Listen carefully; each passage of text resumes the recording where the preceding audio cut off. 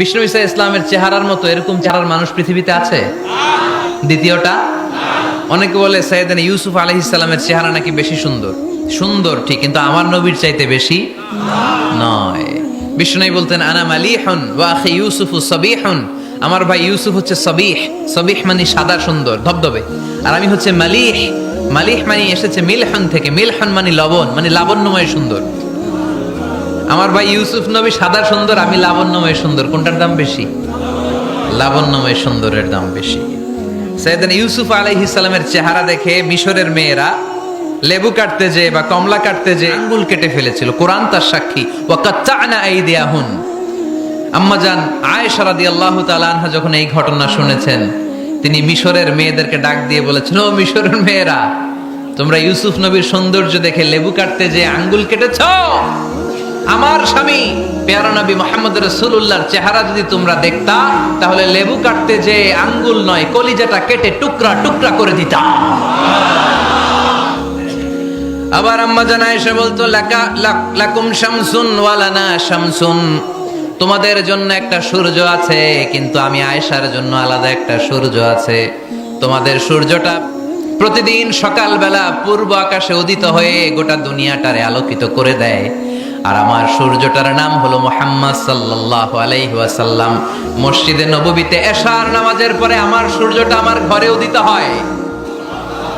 তোমাদের সূর্য সকালবেলা পূর্ব আকাশে উঠে গোটা দুনিয়াটারে আলোকিত করে, আমার সূর্য মুহাম্মদ এশার নামাজের পরে আমার ঘরের ভেতরে যখন উকি দেয়, আমার পুরো ঘরটারে আলোকিত করে দেয় কে? এত সুন্দর চেহারা ছিল ওনার। চেহারার নূর দিয়ে হারানো সুই খুঁজে পেয়েছে বিশ্বনবীর স্ত্রীরা। চিল্লায় করে আল্লাহু আকবার। বিশ্বনবীর চেহারার সৌন্দর্যের সাথে কারো সৌন্দর্যের কোনো মিল হবে?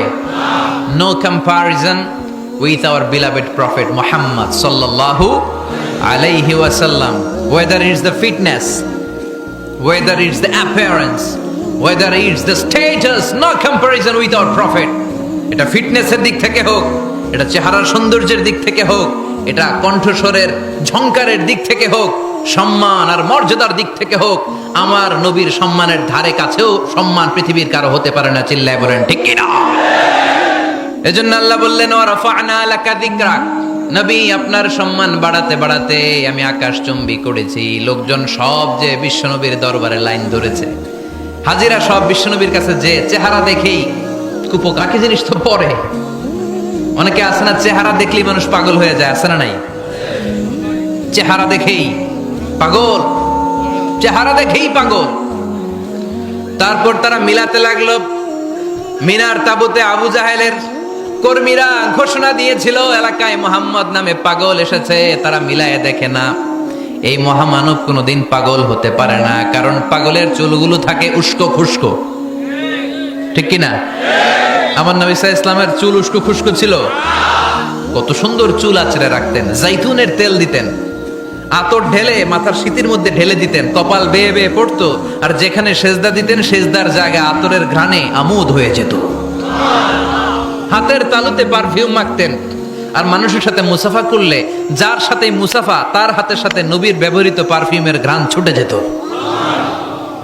এত পরিচ্ছন্ন ছিলেন তারা। বিশ্বনবীর চেহারার সাথে আবু জাহেলের বক্তব্যের মিল খুঁজে পায় না। তারা বলে, না, এই লোক কখনো পাগল হতে পারে না। পাগলের চুল থাকে উস্কো খুস্কো, জামা থাকে ছিঁড়া ফাড়া, গায়ের মধ্যে থাকে ময়লা। পাগল কখনো দাঁত মাজে না, কিন্তু বিশ্বনবীর মুচকি হাসির ফাঁক দিয়ে দাঁতের দিকে তাকালে মানুষগুলো সব পাগল হয়ে যায়। স্মাইল দিতেন বিশ্বনবী, স্মাইল, মুচকি হাসি, তাবাসসুম। বিশ্বনবীর মুচকি হাসি দেখলে মানুষ পাগল হয়ে যেত, পাগল পাড়া হয়ে যেত। তারা বলে, না না, এই মহামানব তো কখনো পাগল হতে পারে না। আবার মিলাতে লাগলো। আবু জাহেলের কর্মীরা বলেছিল এটা নাকি বড় জাদুকর, কিন্তু তারা বলে, না না, এই অসাধারণ লোকটা জাদুকর হতে পারে না, সে তো কোনো মন্ত্র পড়ে না। জাদু করার জন্য মন্ত্র পড়ার দরকার আছে না নাই? বিষ্ণুনবী কি মন্ত্র পড়তো? বিষ্ণুনবী কি পড়ে শোনাতো? চিল্লায় বলেন, কি পড়ে শোনাতো? কোরআন শোনাতো। এত সুন্দর কণ্ঠ ছিল বিশ্বনবীর, পাগল হয়ে যেত মানুষ শুনতে শুনতে, পাগল পাড়া হয়ে যেত, বিমুগ্ধ হয়ে যেত। তারা সবাই বলতে আরম্ভ করলো, আবু জাহেল তুমি মিথ্যাবাদী, তবে তোমাকে ধন্যবাদ এরকম একটা মানুষের সাথে পরিচয় করিয়ে দেওয়ার জন্য। সুবহানাল্লাহ কইলেন না? আমরা মেনে নিতে পারলাম না সে পাগল নয়, জাদুকর নয়, সে হলো এই জামানার পয়গাম্বার। আমরা পড়ে নিলাম লা ইলাহা ইল্লাল্লাহু মুহাম্মাদুর রাসূলুল্লাহ সাল্লাল্লাহু আলাইহি ওয়াসাল্লাম। নবী হে, এই গোটা বিশ্বের ভেতরে সূর্য উঠবে, সূর্য ডুববে, শীত যে গ্রীষ্ম আসবে, দিন যে রাত আসবে, এক মুহূর্তের জন্য আপনার নামের আলোচনা থামবে না। চিল্লায় বলো ঠিক কিনা? রাফা'না লাকা যিকরাক, I have dignified your status very high, very high।